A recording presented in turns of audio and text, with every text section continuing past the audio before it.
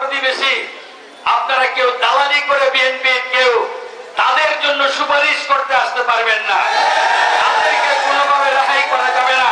নিকট প্রথমে অনেক শুকরিয়া আদায় করছি, যার অসীম অনুগ্রহ এবং দয়ায় দীর্ঘদিন পর আবার এই ঐতিহাসিক জালকুড়ি গ্রামে আজকে আপনাদের সামনে উপস্থিত হয়ে কথা বলার সুযোগ করে দিয়েছেন আল্লাহ, সেজন্য শুকরিয়া আদায় করছি।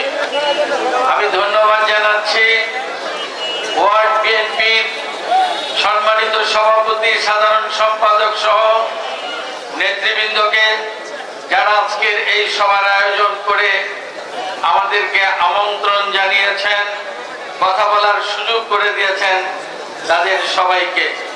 যারা উপস্থিত, স্বৈরাচারী হাসিনা সরকার 15 থেকে 16 বছর এদেশের মানুষের উপর কি অমানবিক নির্যাতন নিষ্পেষণ চালিয়েছে। আপনারা এও জানেন, বাংলাদেশের রাষ্ট্রীয় ব্যবস্থাকে স্বৈর শাসক সম্পূর্ণভাবে ধ্বংস করে দিয়ে গেছে। একটি দেশ পরিচালিত হয় সেই দেশের প্রশাসনিক অবস্থার উপর, শাসক জনতার নেতৃত্ব দানকারী যারা, তাদের সততা এবং নিষ্ঠার উপর।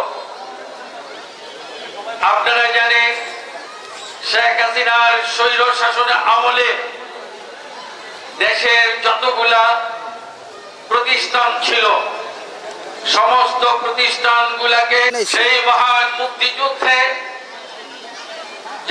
যারা শাহাদত বরণ করেছে, আপনারা জানেন কত ত্যাগ এবং শাহাদতের বিনিময়ে আমরা আমাদের বাংলাদেশকে স্বাধীন করেছি। এই সেই জালকুড়ি সিদ্ধিরগঞ্জ থানার মধ্যে সবচেয়ে বেশি মুক্তিযোদ্ধা ছিল। আমার সহকর্মী হিসাবে মুক্তিযুদ্ধে অংশগ্রহণ করেছে। আমি যখন ছাত্র ছিলাম কোদনাল হাই স্কুলে, এই জালকুড়ির অসংখ্য বন্ধু বান্ধব একসাথে আমরা সেদিন পড়ালেখা করেছি, খেলাধুলা করেছি, আমরা ছাত্র সংগঠন করেছি। মহান মুক্তিযুদ্ধের পর যারা বন্ধুত্বের সেতু বন্ধনে আমাদের সাথে আবদ্ধ হয়েছিল এই জালকুড়িতে, তাদের সাথে অনেক আচার অনুষ্ঠানে আমরা অংশগ্রহণ করেছি, খেলাধুলায় সাংস্কৃতিক অনুষ্ঠানে অংশগ্রহণ করেছি। এই জালকুড়ি আমাদের নিজের এলাকা, সিদ্ধিরগঞ্জের আমি সন্তান, এই জালকুড়ি সিদ্ধিরগঞ্জের অংশ। কাজে এই এলাকা এবং মাটির এবং মানুষ আমার কাছে অত্যন্ত প্রিয়। যাবে না, তাদের বিচারের কাজ দাঁড় করাতে হবে, তাদেরকে শাস্তি করতে হবে, কোনো অবস্থায় তাদেরকে রেহাই করা যাবে না।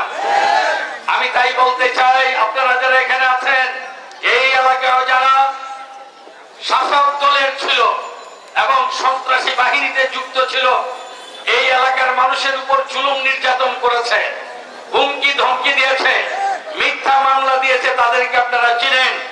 তাদেরকে খুঁজে বের করে আইনের হাতে সোপর্দ করতে হবে, তাদের বিচার অবশ্যই করতে হবে। আবার এই কথাও বলতে চাই, আমাদের এই এলাকার মধ্যেই যারা আছে, কেউ আপনাদের আত্মীয়, কেউ আপনাদের পরিজন, কেউ আপনাদের পাড়া প্রতিবেশী, আপনারা কেউ দালালি করে বিএনপির কেউ তাদের জন্য সুপারিশ করতে আসতে পারবেন না, তাদেরকে কোনোভাবে রেহাই করা যাবে না। কারণ অপরাধের ওজন এত বেশি ভারী হয়ে গেছে, রক্ত জড়িয়েছে, কাজেই তাদেরকে রেহাই নাই। তাদের শাস্তি না করতে পারলে আগামী দিন আবার এরকম কুলঙ্গার তৈরি হবে, আবার এরকম দুষ্কৃতিকারী তৈরি হবে, সন্ত্রাসী তৈরি হবে। সেই সন্ত্রাসী যাতে আগামী দিন তৈরি না হয়, সেজন্যই তাদেরকে শাস্তির ব্যবস্থা করতে হবে।